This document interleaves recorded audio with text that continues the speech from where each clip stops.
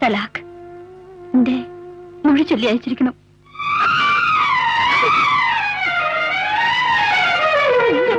തങ്ങളെ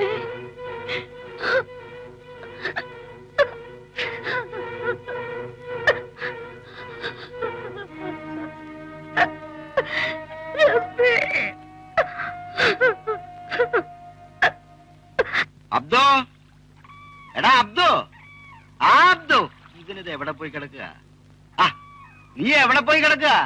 എന്തേ മാരേട്ടാ? പറഞ്ഞു തരാം, വാ വാ.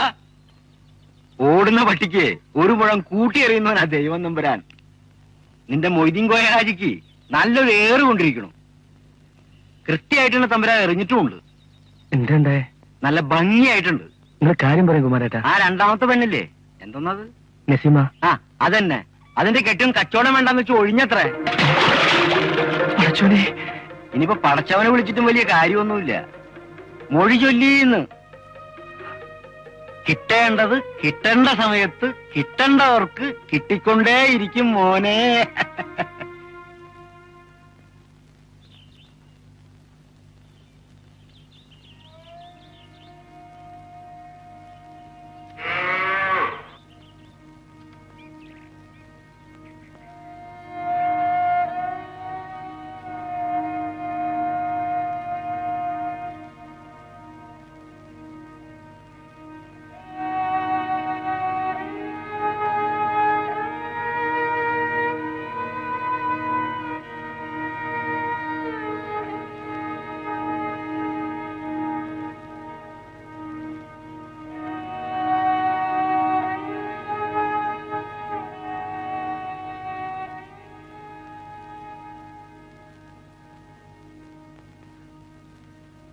ഇക്കാക്ക ഇപ്പം എവിടെ ഉണ്ടാവില്ലേ?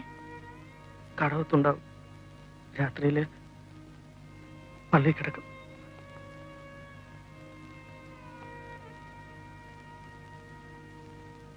നേരാണോ അന്നെ പറ്റി കേട്ടത്? നേരാ.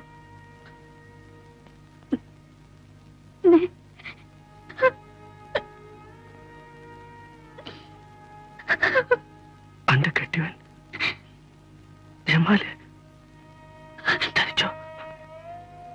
ജമാലിക്ക കെട്ടിയ മാത്രല്ലേ കക്ക, എന്റെ വയറ്റ് വളരുന്ന കുട്ടിന്റെ ബാപ്പയും കൂടെയാണ്.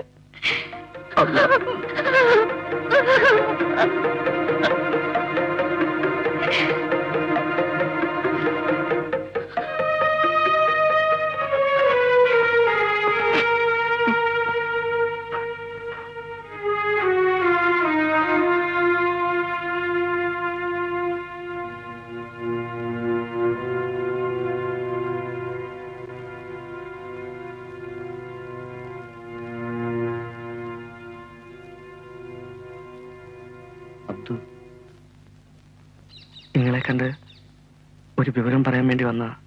എന്താ അബ്ദു? നിങ്ങളൊക്കെ പഠിപ്പും വിവരമുള്ളവരല്ലേ? നിങ്ങള് നസീമാനെ ഒഴിവാക്കരുത്. ഓള് പാവ. എല്ലാം കഴിഞ്ഞില്ലേ അബ്ദു? എല്ലാരും കൂടി കണക്ക് തീർത്തില്ലേ? ഇനി തീരൂല. നിങ്ങൾ തമ്മിലുള്ള ഇടപാട് ഇനി പടച്ചോൻ തീർത്താലും തീരൂല. നസീമാന്റെ വയറ്റില് നിങ്ങളുടെ കുട്ടി വളരുന്നുണ്ട്. അബ്ദു പറയും, ആ കുട്ടിയും നിങ്ങൾ തമ്മിലുള്ള ഇടപാട് തീർത്താ തീരുവോ? ഒഴിവാക്കരുത്. പടച്ചോനെ വിചാരിച്ച് ഓളെ ഒഴിവാക്കരുത്.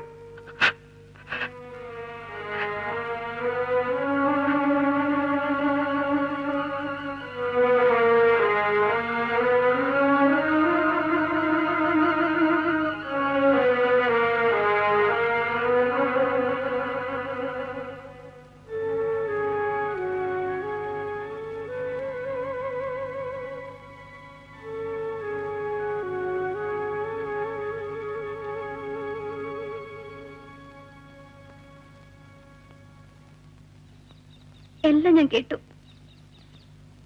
ആര് കേട്ടിട്ടും ഇനി കാര്യമുണ്ട് മോളെ.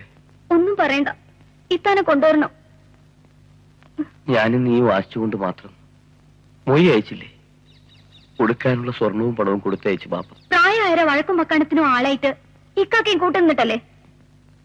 ഈ കുടുംബത്തോട് അവര് ചെയ്തതോ?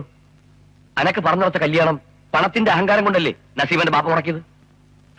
അയാള് കെട്ടാൻ വന്നത് എന്നെ ആയിരുന്നില്ല, ബാപ്പ കൊടുക്കാന്ന് പറഞ്ഞ പണത്തെ ആയിരുന്നു. പോയെങ്കി പോട്ടെ. അതുപോലെയായിരുന്നു നിങ്ങൾ തമ്മിലുള്ള ബന്ധം. എനിക്ക് എന്റെ നസീമാത്താനെ വേണം. ഇക്കാക്കയ്ക്ക് ജനിക്കാൻ പോകുന്ന കുട്ടിയെ വേണം.